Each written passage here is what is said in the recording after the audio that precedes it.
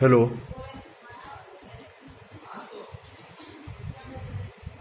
BA part 3 political science honours के विद्यार्थी गण, आज मैं आप लोगों को लोक प्रशासन पेपर के अंतर्गत लोक प्रशासन तथा निजी प्रशासन में क्या समानताएं हैं तथा इन दोनों में क्या क्या अंतर हैं की चर्चा करने जा रहा हूं। आप सभी विद्यार्थियों से आग्रह है कि ऑनलाइन के माध्यम से जो क्लास चल रहे हैं उसमें सहभागिता सुनिश्चित करें। लोक प्रशासन के आधुनिक ज्ञान के लिए व्यक्तिगत प्रशासन से इसके भेद को समझना आवश्यक है। वास्तव में लोक प्रशासन की महत्ता इस बात में है कि वह व्यक्तिगत प्रशासन से कैसे भिन्न है। व्यक्तिगत प्रशासन कहने से यह बात स्पष्ट हो जाती है कि कोई ऐसा भी प्रशासन है जो लोक का नहीं है, अर्थात व्यक्तिगत है। प्रशासन के लक्ष्य और प्रक्रियाएं व्यक्तिगत प्रशासन से सर्वथा भिन्न है। अतः दोनों प्रशासनों में अंतर को जान लेना लोक प्रशासन के अध्ययनकर्ताओं के लिए अति आवश्यक है। कुछ विद्वानों ने लोक प्रशासन और व्यक्तिगत प्रशासन के अंतर को मानने से इनकार किया है। इन विद्वानों के अनुसार सभी प्रकार के प्रशासन में एक से ही विशेषता पाई जाती है। ऐसे विद्वानों में हेनरी फायल, MP फॉलेट और उर्विक का नाम विशेष रूप से उल्लेखनीय है। फायल ने कहा है, अब हमारे सम्मुख कोई प्रशासनिक विज्ञान नहीं है, किंतु एक है जिसे व्यक्तिगत और लोक प्रशासनों में समान रूप से अच्छी तरह लागू किया जा सकता है। वास्तव में लोक प्रशासन और व्यक्तिगत प्रशासन में कई समानताएं हैं। यही कारण है कि दोनों प्रशासन के अंतर को बहुत से विद्वान पकड़ नहीं पाते।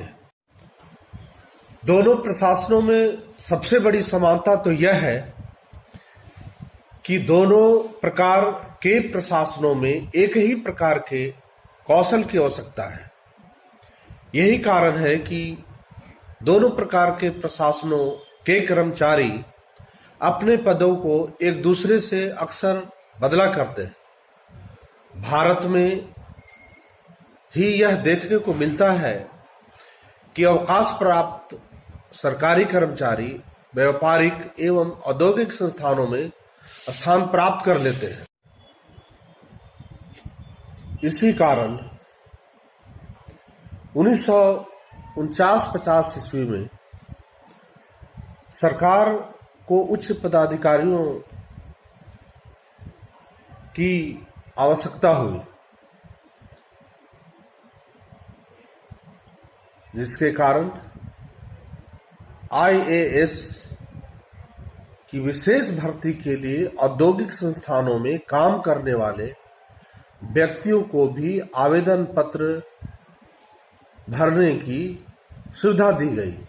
इंग्लैंड में भी कोयला, गैस, विद्युत और यातायात के साधनों को जब राष्ट्रीयकरण किया जाने लगा, तब उनमें से लगे अधिकांश पदाधिकारियों को हटाया नहीं गया।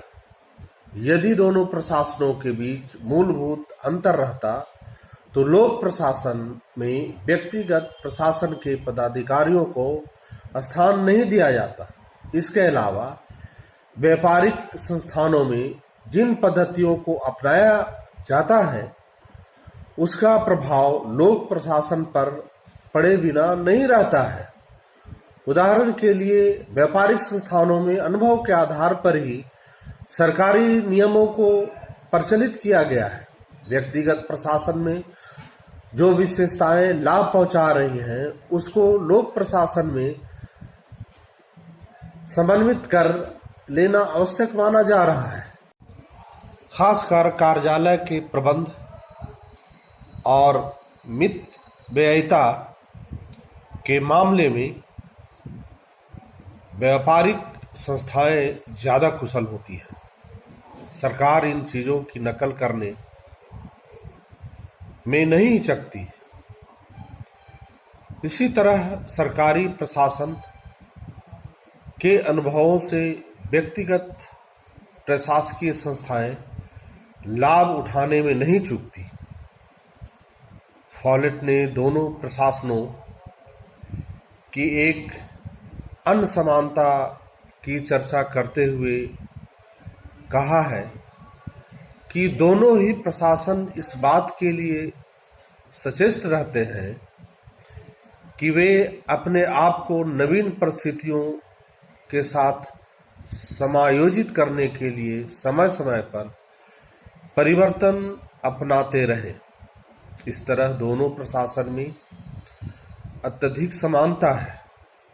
इसी समानता के कारण साइमन ने कहा है, public and private organization have many similarities than they have differences. इन समानताओं के बावजूद दोनों को एक नहीं कहा जा सकता। आज भी दोनों प्रशासनों के बीच अंतर दिखाने वाले तत्व मौजूद हैं। विद्वानों का कहना है कि दोनों प्रशासनों में कई महत्वपूर्ण विशेषताएं पाई जाती है जिसके आधार पर दोनों में भेद किया जा सकता है। ऐसे विद्वानों के अनुसार व्यापक अर्थ में सरकारी कार्य तथा स्थिति के कम से कम 3 ऐसे पूरक पहलू हैं जो सरकार तथा अन्य सभी संस्थाओं और क्रियाओं के बीच विभिन्नता प्रकट करते हैं। वे पहलू हैं क्षेत्र प्रभाव और विचार का विस्तार, जनता के प्रति उत्तरदायित्व और सार्वजनिक प्रकृति। साइमन ने दोनों का अंतर स्पष्ट करते हुए कहा है कि लोक प्रशासन की प्रकृति राजनीतिक है तथा वह नौकरशाही एवं लाल फीताशाही के रंगों से रंजित है। दूसरी ओर व्यक्तिगत प्रशासन राजनैतिक, व्यापारिक तथा नौकरशाही और लाल फीताशाही से मुक्त होता है। दोनों प्रशासनों के बीच के अंतर को स्टॉप ने स्पष्ट करते हुए इसके कुछ अंतरों को बताया है। जैसे लोक प्रशासन जनता के साथ समान व्यवहार करता है, एक ही प्रकार के नियम का पालन सभी जगह होता है। लोक प्रशासन पर बाह्य वित्तीय नियंत्रण रहता है।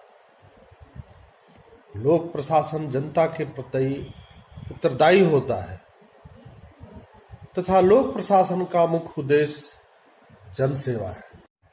इन चर्चाओं के आधार पर अब हम लोक प्रशासन और निजी प्रशासन के अंतर के बारे में चर्चा करेंगे। लोक प्रशासन का कार्य क्षेत्र व्यक्तिगत प्रशासन की तुलना में बहुत व्यापक होता है। वास्तव में सरकार की तरह कोई भी व्यक्तिगत संस्था विस्तृत नहीं हो सकती। लोक प्रशासन का संबंध समाज की ऐसी आवश्यकताओं की पूर्ति से है जिनके बिना सामाजिक जीवन को संचालित करना संभव नहीं है। लोक प्रशासन द्वारा बहुत से ऐसे कार्य का संपादन किया जाता है जिनके संपादन का भार राज्य किसी अन्य संस्था को नहीं दे सकता। इन कार्यों पर राज्य का ही एकाधिकार बना रहता है। इस अर्थ में लोक प्रशासन व्यक्तिगत प्रशासन से भिन्न है। व्यक्तिगत प्रशासन का मुख्य उद्देश्य लाभ की प्राप्ति है, परंतु लोक प्रशासन का यह उद्देश्य नहीं है। लोक प्रशासन का तो मुख्य उद्देश्य निस्वार्थ भाव से जनता की सेवा करना है। लोक प्रशासन थोड़े लाभ के लिए परेशान न होकर लोक प्रशासन की दृष्टि से काम करता है। उसे ऐसे कार्यों के संपादन में तनिक भी हिचक नहीं होती जिनमें सरकार को काफी खर्च करना पड़ता है, परंतु जो अच्छे सामाजिक जीवन के लिए आवश्यक है। इसके विपरीत व्यक्तिगत प्रशासन में यदि प्रशासक को यह लगे कि अमुक उद्योग प्रारंभ करने में ऐसे लाभ नहीं होगा तो वह उसे शुरू नहीं करेगा। लोक प्रशासन जनता के साथ समानतापूर्ण व्यवहार करता है।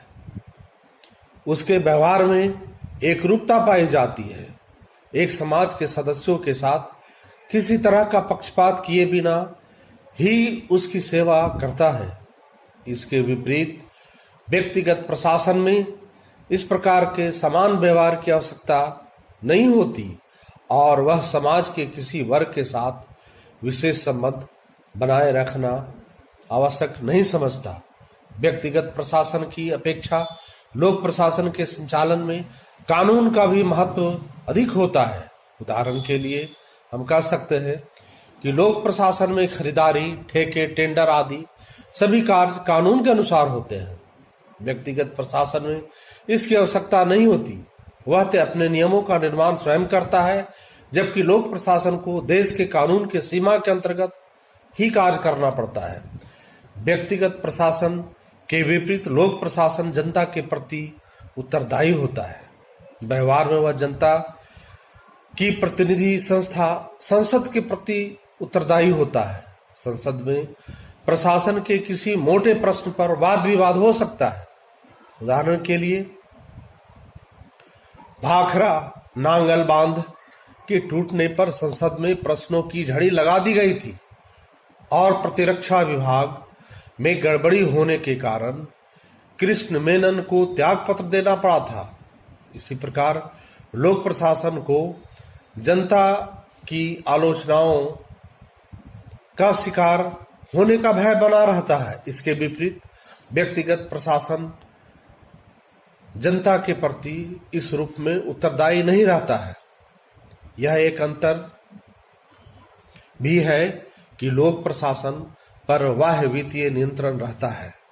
राज्य के करों द्वारा एकत्र जनता का धन जन कल्याण के लिए ही खर्च किया जा सकता है। अतः धन पर जनता के प्रतिनिधियों का नियंत्रण आवश्यक है, परंतु व्यक्तिगत प्रशासन में धन किस प्रकार खर्च किया जाता है यह पूछने वाला कोई नहीं होता है। इसके अतिरिक्त भी हम लोक प्रशासन और निजी प्रशासन के अंतर को स्पष्ट करने के लिए इस प्रकार भी इसका वर्णन कर सकते हैं कि लोक प्रशासन पर देश की राजनीति का बहुत अधिक प्रभाव रहता है। अधिकतर राज्यों में दल की सरकारें स्थापना की जाती है। अतः प्रत्येक सरकार ऐसे कार्यों को संपन्न करने के लिए सचेष्ट रहती है जिससे उसका दल मजबूत हो। यह स्वीकार किया गया है कि लोक प्रशासन और व्यक्तिगत प्रशासन का सबसे बड़ा भेद लोक प्रशासन की राजनीतिक प्रकृति में निहित है। दोनों प्रशासनों के व्यवहार के नियम और आचरण के सूत्रों में भी भिन्नता वर्तमान है। उदाहरण के तौर पर जिस प्रकार एक व्यक्तिगत संस्था अपनी वस्तुओं का विज्ञापन और प्रचार करती है, उस प्रकार विज्ञापन लोक प्रशासन द्वारा नहीं किया जाता है। इस प्रकार इस चर्चा से यह स्पष्ट हो जाता है कि लोक प्रशासन की अपनी कुछ खास विशेषताएं हैं जो इसे व्यक्तिगत प्रशासन से भिन्न रखती है। फिर भी दोनों का अंतर नाम मात्र का है। आधुनिक युग में व्यावहारिक सिद्धांत ने तो दोनों के अंतर को और भी कम कर दिया है। यह कहना भी अब गलत होगा कि व्यवसाय और प्रशासन का लक्ष्य केवल लाभ प्राप्त करना है। इन दोनों बहुत हद तक उसका लक्ष्य भी जनता की सेवा करना हो गया है। कोई भी व्यापारी बिना जनता की जरूरतों को पूरा किए मनमाने ढंग से मुनाफा नहीं कमा सकता। उसे भी देश के कानूनों के नियंत्रण में कार्य करना पड़ता है। समाज के हित के लिए तथा मजदूरों और उपभोक्ताओं के शोषण से रक्षा के लिए व्यक्तिगत प्रशासन को भी नियमित किया जाता है।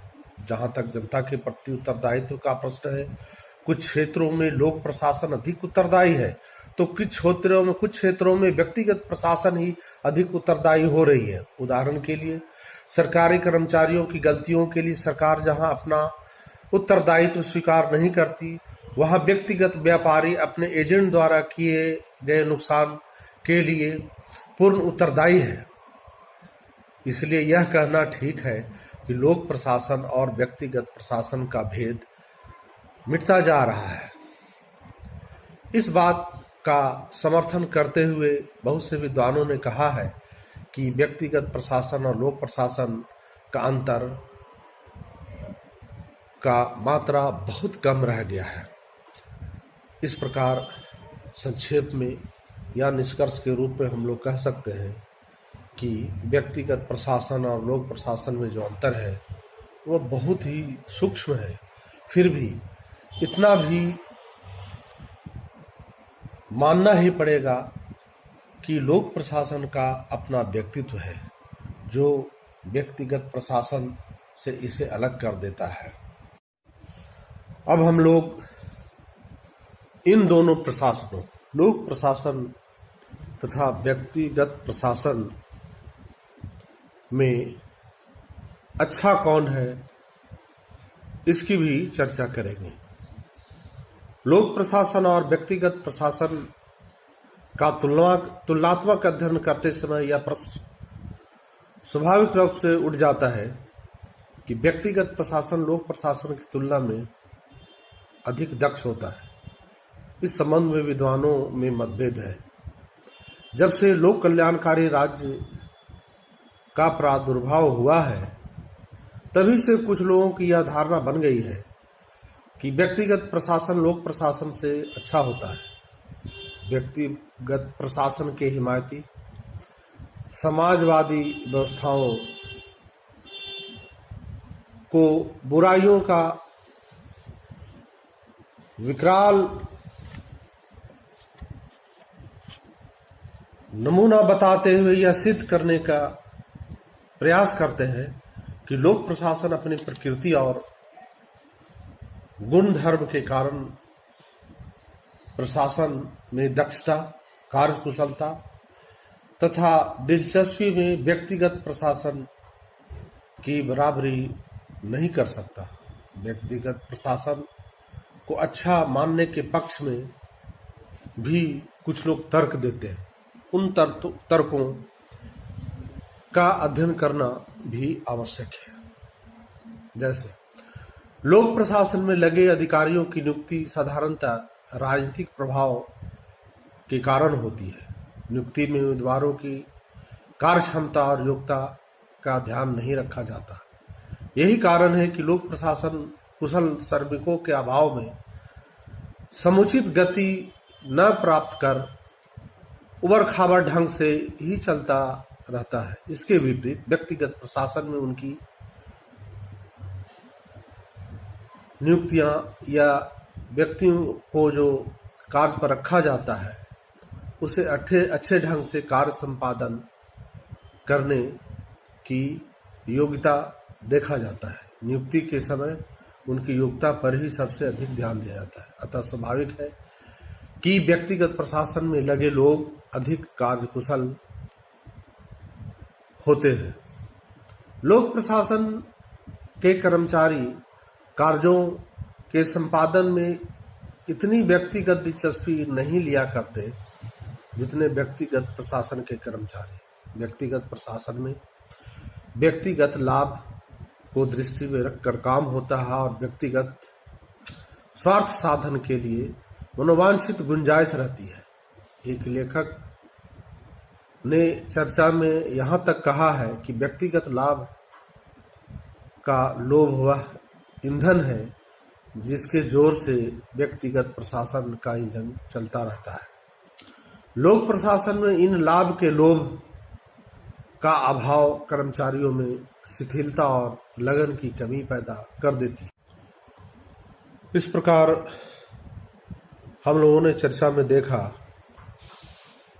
कि लोक प्रशासन की तुलना में निजी प्रशासन या व्यक्तिगत प्रशासन को लोग उत्कृष्ट समझते हैं, परंतु लोक प्रशासन में भी कुछ ऐसी विशेषताएं पाई जाती है जिसके आधार पर हम लोग लोक प्रशासन को भी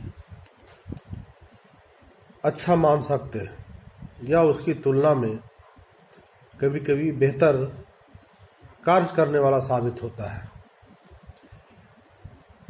व्यक्तिगत प्रशासन की तुलना में लोक प्रशासन का महत्व बहुत अधिक है। व्यक्तिगत प्रशासन के अभाव में भी लोक प्रशासन चलता रहता है। सभ्यता का विकास बिना समुचित लोक प्रशासन के हो ही नहीं सकता है।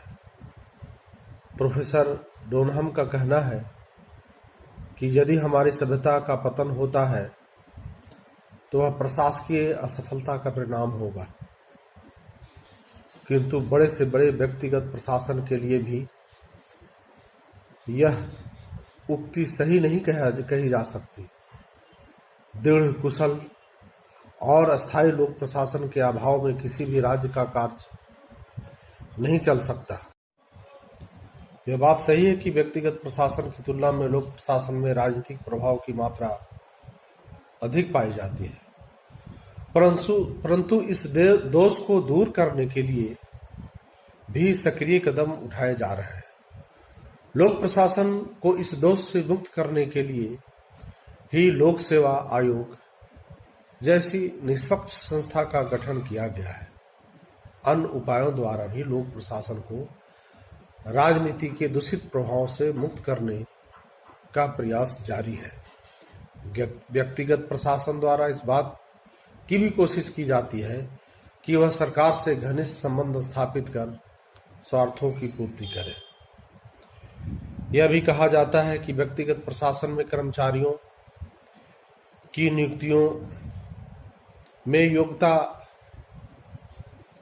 देखी जाती है, परंतु सच पूछा जाए तो व्यक्तिगत प्रशासन में भाई भतीजावाद, जातिवाद, संप्रदायवाद आदि के पनपने का जितना मौका मिलता है उतना लोक प्रशासन में नहीं।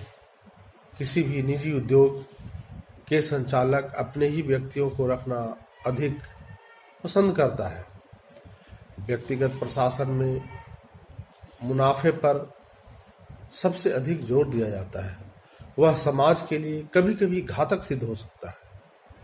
यह बात सही है कि मुनाफे की आशा से लोगों में काम करने की दिलचस्पी बढ़ती है, परंतु ऐसे मुनाफे की बात बनाए रखना भी तभी तक संभव होगा जब लोक प्रशासन की उचित व्यवस्था हो।